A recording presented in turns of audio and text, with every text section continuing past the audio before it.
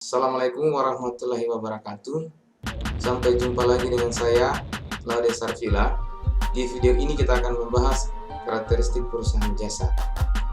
Karena di topik ini sampai dengan terakhir, kita akan membahas siklus akuntansi perusahaan jasa.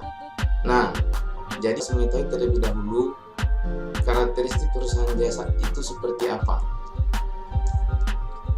Jadi kita lihat dari kegiatannya atau dari aspek akuntansi terdapat 3 jenis perusahaan.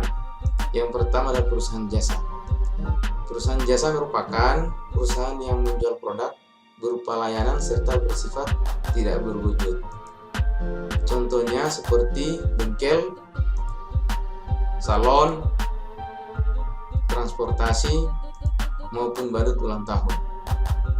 Yang kedua, perusahaan dagang.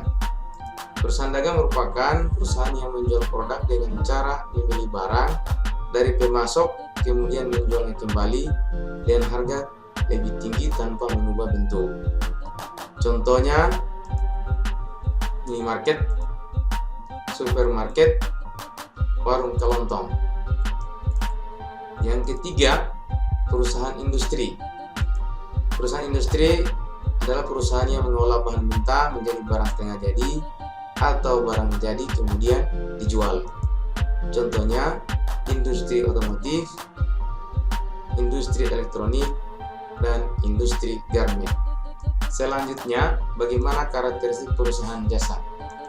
Yang pertama, berubah-ubah atau variability.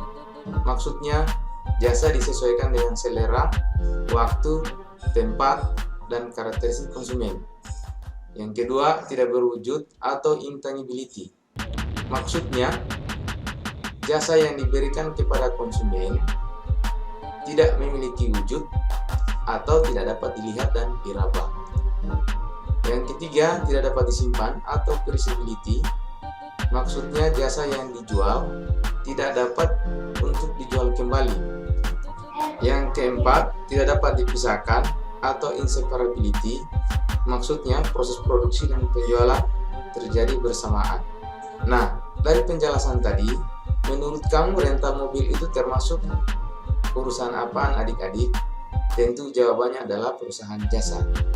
Karena kegiatan yang dilakukan itu sesuai dengan karakteristik perusahaan jasa. Coba sebutkan apa saja. Pertama, berubah-ubah atau variability.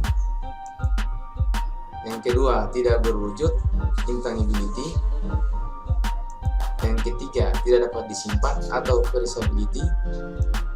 Dan yang keempat, tidak dapat dipisahkan atau inseparability. Oke adik-adik, jadi sekarang kalian paham tentang karakteristik perusahaan jasa. Jadi setiap perusahaan termasuk perusahaan jasa melakukan transaksi keuangan dan bukti transaksi, dan itu akan kita bahas di video berikutnya. Terima kasih. Assalamualaikum warahmatullahi wabarakatuh.